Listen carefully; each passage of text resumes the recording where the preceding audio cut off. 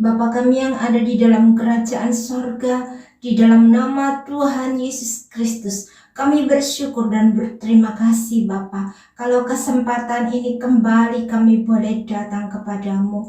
Tuhan, sebelumnya Kau ampuni terlebih dahulu segala dosa dan kesalahan kami. Tuhan, sucikan hati dan pikiran kami. Kuasai keberadaan kami seluruhnya ya Bapa. Roh, jiwa dan tubuh kami, hati pikiran kami, kuasai dengan kuat kuasa Roh Kudus-Mu. Dan sebentar Bapa, kami akan membaca merenungkan firman-Mu. Kiranya tanamkan apa yang baik itu di dalam hati kami, buat kami mengerti kehendak-Mu melalui firman-Mu. Dan beri kami kemampuan-Mu Bapa, untuk kami boleh melakukannya dalam kehidupan kami, supaya kami jangan berdosa kepadamu. Ini doa dan permohonan kami Tuhan, yang kami imani dan kami peralaskan hanya di dalam nama Tuhan Yesus Kristus yang menjadi Tuhan dan Juru Selamat kami.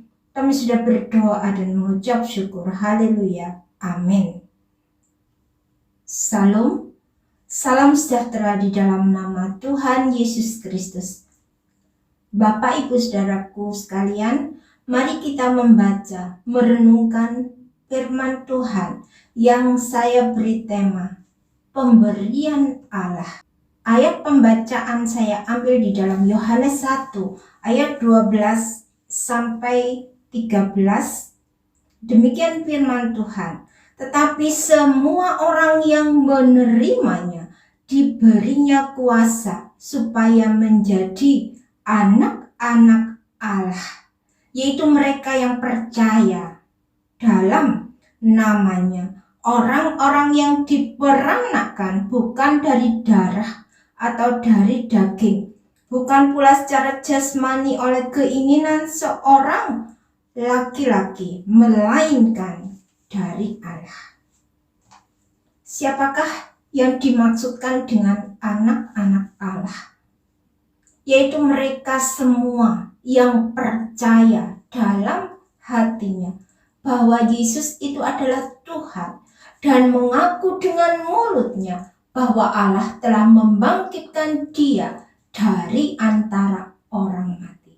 Dialah anak-anak Allah. Lalu apakah semua orang yang ada di dalam dunia ini adalah anak-anak Allah? Setelah manusia jatuh ke dalam dosa dengan sengaja menuruti perkataan iblis, maka secara otomatis manusia dan semua keturunannya sudah berada di dalam kekuasaan iblis. Manusia telah tunduk kepada apa yang telah diperintahkan iblis kepadanya. Apa yang dikatakan Tuhan Yesus dalam hal ini? Kita bisa membaca di dalam Yohanes 8 ayat 37 sampai 47. Keturunan Abraham yang tidak berasal dari Allah. Aku tahu bahwa kamu adalah keturunan Abraham, tetapi kamu berusaha untuk membunuh aku karena firman-Ku tidak beroleh tempat di dalam kamu. Apa yang kulihat pada Bapa, itulah yang kukatakan, dan demikian juga kamu perbuat tentang apa yang kamu dengar dari Bapamu. Jawab mereka kepadanya, Bapa kami ialah Abraham. Kata Yesus kepada mereka, jikalau sekiranya kamu anak-anak Abraham, tentulah kamu mengerjakan pekerjaan yang dikerjakan oleh Abraham. Tetapi yang kamu kerjakan ialah berusaha membunuh aku.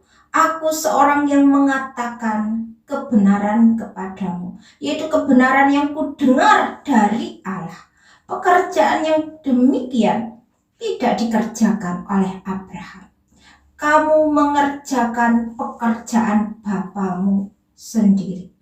Jawab mereka, kami tidak dilahirkan dari jinah, Bapa kami satu, yaitu Allah.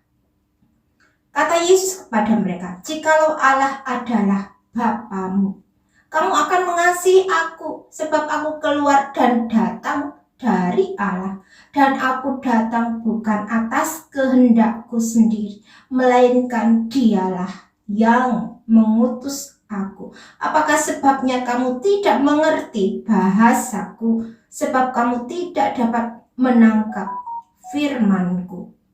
Iblislah yang menjadi bapamu, dan kamu ingin melakukan keinginan-keinginan bapamu. Ia adalah pembunuh manusia sejak semula dan tidak hidup dalam kebenaran, sebab di dalam dia tidak ada kebenaran.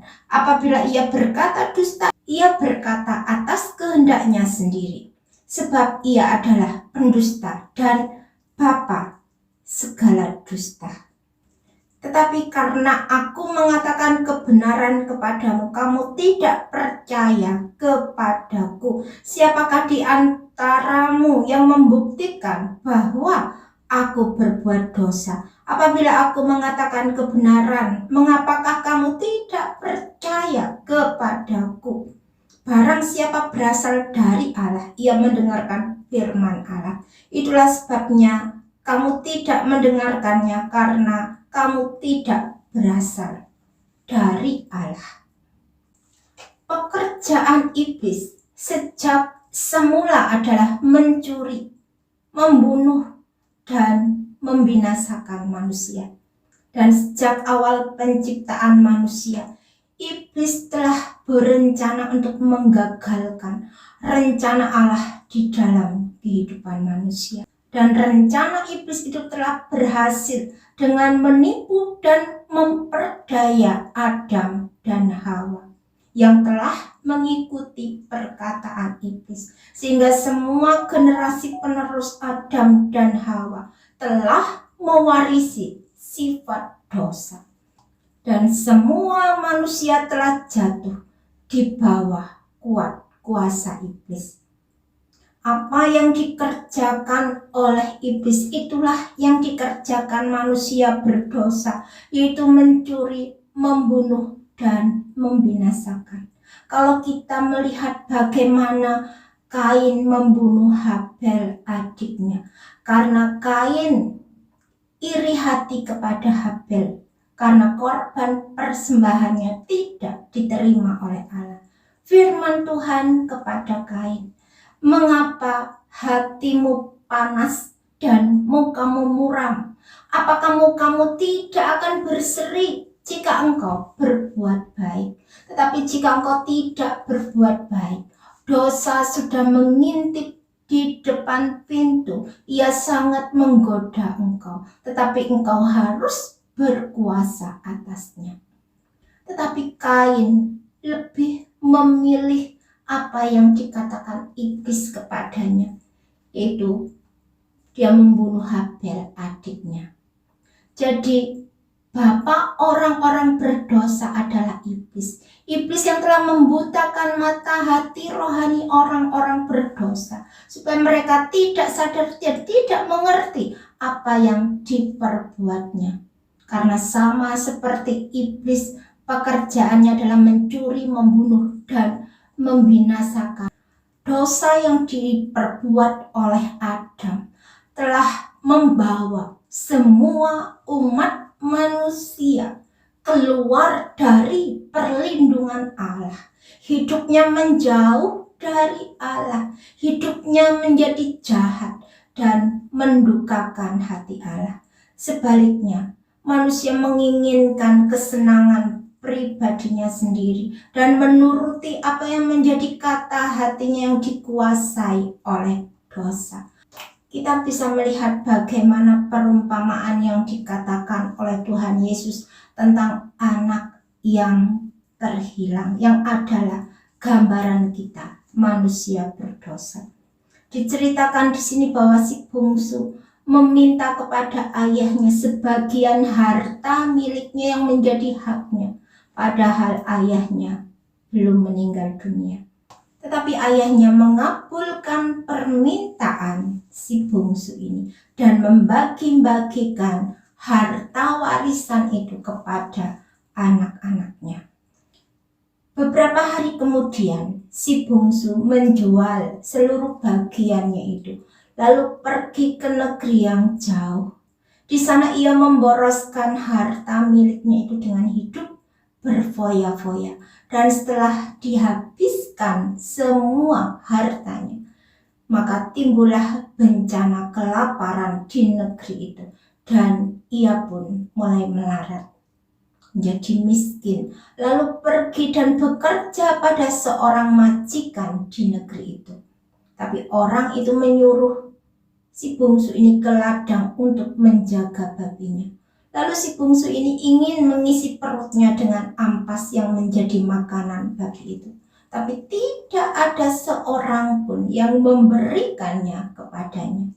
Lalu si bungsu ini menyadari keadaannya, katanya, betapa banyaknya orang upahan Bapakku yang berlimpah-limpah makanannya, tetapi aku di sini mati kelaparan. Aku akan bangkit dan pergi kepada Bapakku dan berkata kepadanya, Bapa, aku telah berdosa terhadap sorga dan terhadap Bapa. Aku tidak layak lagi disebutkan anak Bapa. Jadikanlah aku sebagai salah seorang upahan Bapa. Lalu si bungsu ini bangkit dan pergi menemui bapaknya.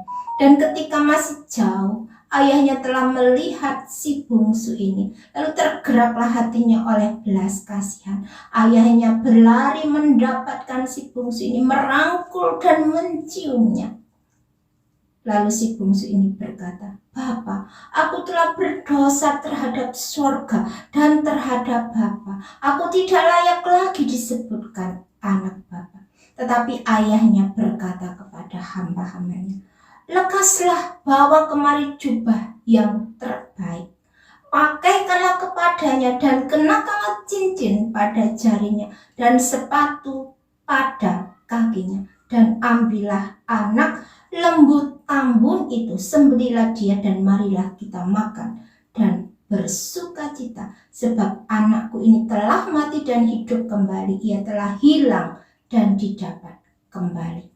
Inilah keadaan kita manusia berdosa ketika Adam dan Hawa jatuh ke dalam dosa, dan kita semua keturunannya menjadi menjauh dari Allah dan kita menuruti keinginan kita sendiri. Tetapi ketahuilah saudara bahwa Allah Bapa di surga selalu menunggu kita untuk datang kembali kepadanya. Allah mau kita manusia jangan binasa, melainkan kita sekalian beroleh hidup yang kekal. Karena ada sukacita yang besar di sorga apabila seorang manusia bertobat, berbalik dari jalan-jalan hidupnya yang jahat. Dan segera setelah seseorang percaya dan mengenal bahwa Yesus Kristus adalah Tuhan dan Juru Selamat pribadinya, maka kita diberi kuasa untuk menjadi anak-anak Allah. Itu suatu kehidupan yang baru, kehidupan rohani untuk kita menjadi anggota keluarga Allah. Itu kita yang percaya dalam namanya. Melalui kasih dan kemurahan Allah, kita mendapatkan pengampunan dosa. Tidak ada lagi jurang pemisah yang memisahkan kita dari Allah, karena Allah lah yang menjadi penolong kita.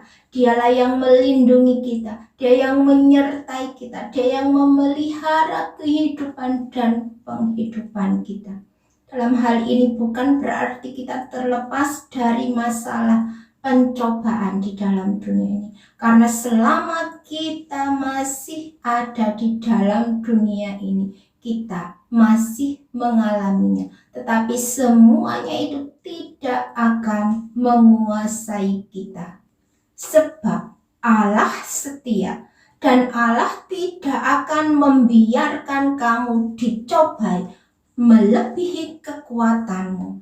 Pada waktu kamu dicobai, Ia akan memberikan kepadamu jalan keluar sehingga kamu dapat menanggungnya. Jadi bersukacita dan bersyukurlah kepada Allah bahwa Ia telah menerima kita, orang berdosa, kita dilayakkan di hadapan Allah untuk kita menjadi anak-anaknya. Karena Allah berjanji bahwa barang siapa yang datang kepadanya, kita tidak akan dibuang. Yohanes 6 ayat yang ke-37. Semua yang diberikan Bapa kepadaku akan datang kepadaku, dan barang siapa datang kepadaku, ia tidak akan dibuang. Amin. Berbahagia setiap kita mendengar firman Allah dan yang melakukan di dalam kehidupannya. Tuhan Yesus memberkati. Bapak, kami bersyukur dan berterima kasih Bapak. Kalau kesempatan ini kami sudah datang kepadamu, kami boleh membaca, merenungkan firman-Mu. Terima kasih Bapak buat waktu yang Engkau berikan dalam kehidupan kami, sehingga kami boleh menikmati firman-Mu. Yang Engkau ingatkan setiap perkataan-Mu Tuhan, perkataan firman-Mu dalam hati kami. Kiranya kami senantiasa mengingat akan Engkau. Terima kasih Bapa, kami mempercayai Engkau sebagai Allah yang hidup, Allah yang berkuasa dalam kehidupan kami. Terima kasih Tuhan, kami menyerahkan sepanjang hari ini ke dalam tangan kuat kuasa-Mu. Kami mohon perlindungan-Mu, penyertaan-Mu, oh Tuhan, dalam kehidupan kami.